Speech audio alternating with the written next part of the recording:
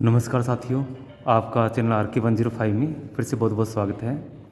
आज हम बात करने वाले हैं मान आरेख पर। विशेष रूप से इसमें ट्रैफिक एंड फ्लो कार्टोग्राम की बात करेंगे, अपने यातायात परिमाण आरेख। आपके सामने कुछ आंकड़े प्रस्तुत हैं। इसमें आप देख सकते हैं भारत में दैनिक रूप से प्रवाहित यातायात का मुख्य रूप से साधन रेलगाड़ी, जिसमें एक स्थान से दूसरे स्थान को जाने वाली रेलगाड़ी के सामने दैनिक संख्या लिखी हुई है, यानी कि एक स्थान से दूसरे स्थान को एक दिन के अंदर कितनी गाड़ियाँ आना और जाना कर रही है। आपके सामने ये दिल्ली के आसपास का एरिया है और इसमें लगभग 16 स्थानों के आंकड़े आपको दिए गए हैं। इस पर आपने एक डायग्राम बनाना है और इसके लिए आप को डायग्राम शीट के ऊपर कुछ इस प्रकार से दिल्ली के आसपास के क्षेत्र को दिखाना है, जिसमें गंगा और यमुना दोनों के बीच का ये क्षेत्र है। यमुना के पश्चिम की तरफ दिल्ली होने के कारण दिल्ली से जो ये यातायात का प्रवाह सहारनपुर और शहादरा की तरफ दिखाया गया है। इसमें यहाँ देखिए आप यमुना नदी को दिखाया गया है इस जगह। और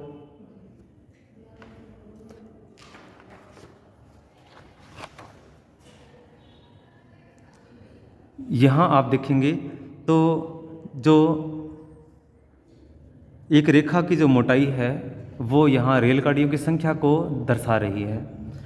आप देखेंगे दिल्ली से शहादरा की ओर, अब वापस से इसमें सारणी में देख सकते हैं, दिल्ली से शहादरा की ओर 60 रेलगाड़ियाँ दिन में आना जाना यानी आवागमन कर रही है। यहाँ मैंने इसके नीचे जस्ट एक स्केल बनाया है, आपको भी ये स्केल बनाना होगा, जिसमें अधिकतम जो रेलगाड़ियाँ हैं उसके लिए कितनी मोटाई रखनी है इस रेखा की, वो यहाँ बनाई गई है।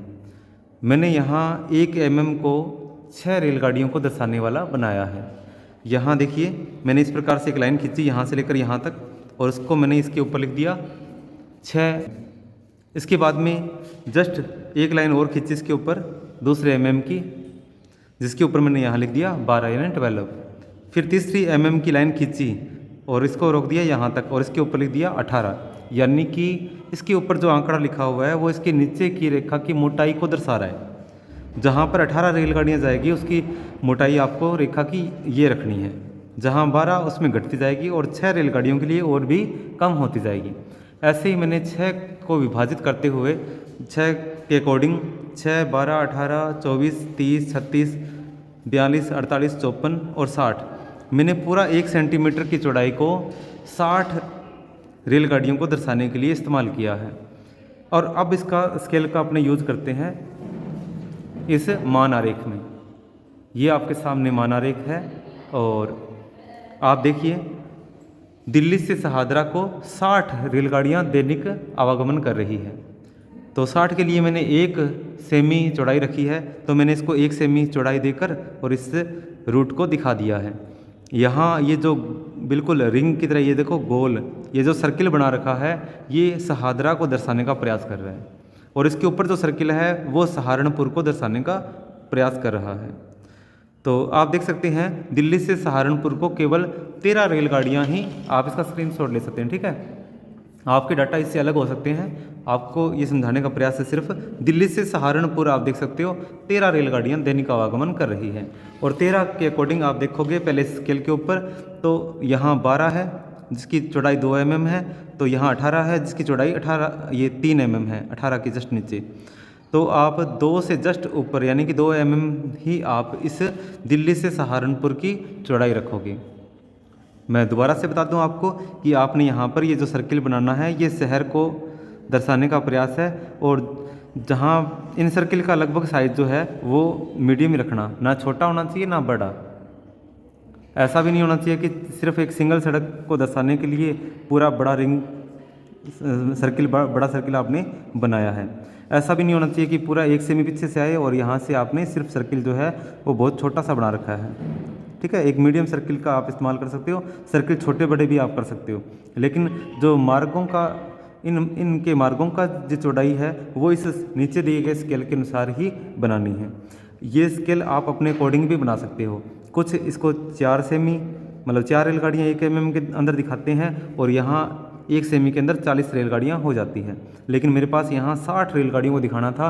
और ये जो चार्ट जो हमारे डायग्राम शीट है उसका साइज़ इतना भी बड़ा नहीं है कि इसको मैं यहाँ पर 1.5 सेमी लेकर चलता और यहाँ सड़कों को भी 1.5 सेमी की दिखाकर और फिर पूरा का पूरा मैं कवर कर पाता, ऐसा संभव नहीं लग रहा था। इसलिए मैंने इसको 1 mm को मैंने 6 रेलगाड़ियाँ मान लिया है। अब देखिए सहारनपुर से लक्सर की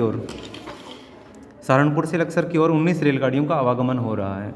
तो यहाँ आप देख सकते हैं सहारनपुर से लक्सर की ओर जो 19 रेलगाड़ियाँ हैं उसको हमने यहाँ स्केल में देखा तो 18 के नीचे 3 mm था और ये हमने 3 mm से जस्ट थोड़ा सा मोटाई देकर इसको हमने बना दिया है। यहाँ 3 mm से थोड़ी सी चौड़ाई इसको देकर हमने बना दिया। और ऐसे ही लगातार हमने क्या है प्रत्येक 2 स्थानों के बीच नेट से हमने ये डाटा कलेक्ट किया है कि कौन से स्थान के आसपास है। मैं आपको फिर से बता देता हूँ। यहाँ सहादरा, लश्कर, इससे ऊपर जाएंगे हरिद्वार, रायवाला, ऋषिकेश और रायवाला से फिर इधर देहरादून। ऐसे ही लश्कर से एक रूट चेंज हो जाएगा। नीचे की तरफ दक्षिण की तरफ देखोगे तो आप मौजपुर से नाजियाबाद, ठीक है। एक रूट जो है दिल्ली से फिर चला है सहादरा से गाजियाबाद, मेरठ से हापुड़। मेरठ से एक रूट दक्षिण की तरफ चला है खुर्जा और ऐसे ही हापुड़ से दक्षिण की तरफ मुरादाबाद। और ये हापुड़ से जो दक्षिण पूर्व की तरफ है नाजियाबाद और उधर मौजपुर से रास्ता आया नाजियाबाद को। और नाजियाबाद के बाद में आप देखोगे तो उत्तर पूर्व की तरफ कोट द्वारा भी उत्तर पूर्व की तरफ दिखाया गया है। ऐसे ही नाजियाबाद से मैंने मुरादाबाद, हालांकि मुरादाबाद जो है ये मुरादाबाद थोड़ा इधर को होना चाहिए था, इसमें अब थोड़ा सा करेक्शन किया गया है। आप देख सकते हैं हापुड़ से मुरादाबाद और नाजियाबाद से मुरादाबाद आपस में अटैच हो रहा है यहाँ पे। और मुरादाबाद से गजरोला से नारायण, ये रूट गंगा और यमुना रिवर के बीच में है, ठीक है।